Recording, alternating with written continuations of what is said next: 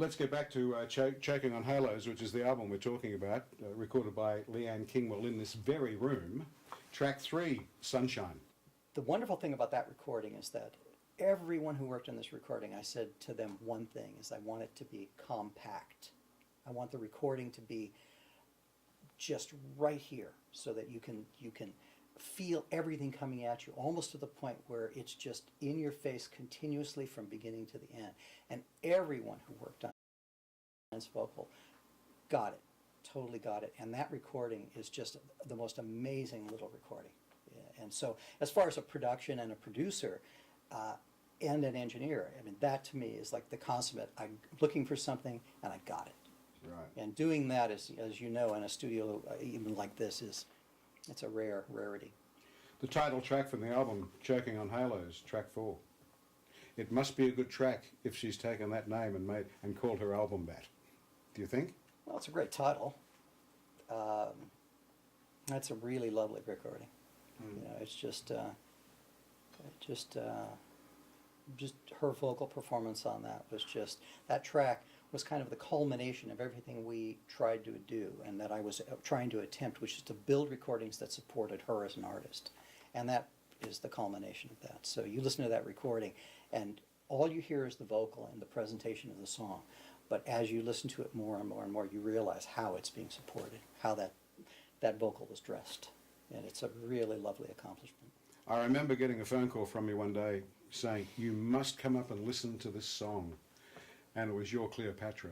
You were very, very excited when you finished that song. Tell me why. Very rarely do you get a chance to do, and there's 2 on this album that are so delicately designed that it's, and I like making records like this, whereas the record can break immediately. And it doesn't really come together till the very final moment that I breathe that final life into it. And those are the ultimate records for me, that it's continually on the verge of breaking. And that's one of those kind of songs. To be able to get that, again, there's so many wonderful adventures on this album that I can actually, that I lived through and I was part of. And I actually feel like I'm, you know, that it was a wonderful thing to be involved with a project like this. And I give a lot of that credit to, you know, Leanne. It seems like it's a journey album. You know, it's one of those albums that, you know, well, back in the 60s, 70s and 80s, you know, you'd get 2 or 3 hit songs off an album. This album, nearly every track has the possibility of being a hit song. Every breath that's taken in this was done as a project, not as a single song, although I do work on single songs.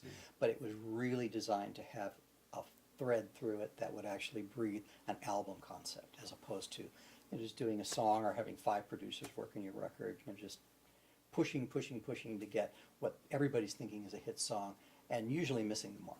Not that it doesn't happen, because sometimes, you know, they do a great job at it. But this is a recording to be listened to from the beginning to the end. And pretty much everyone who's done that says the same thing. It's an incredible journey. The next track is Diamond. Tell me about Diamond. Diamond. That was an interesting recording in that we did the song. Leanne actually came up with an idea to put children in a section that didn't exist. So I had to put together a section that didn't exist. But the cool thing was the concept. You know, I thought, God, this is really great that we could actually get some kids in here.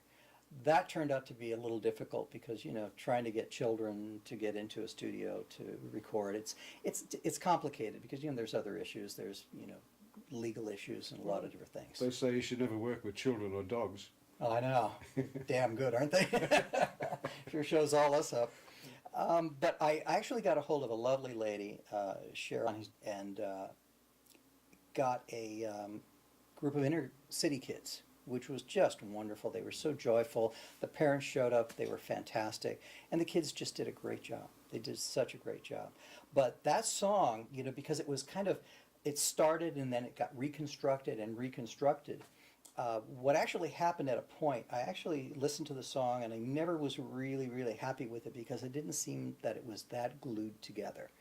Then we were talking to a mutual friend of Leanne and mine, and she said the same thing. She said, you know, they're just, it she actually expressed it a different way, but it really brought it home to me. And I went back, and I remember one night I was sitting there thinking about what could I do to this recording, and all of a sudden it hit me. So I ran back up here and started playing some parts with some bells in it, and it just came together. It was the simplest thing, but it was the perfect thing to bring the track and make it one whole track. And at that particular point, I just felt great about it.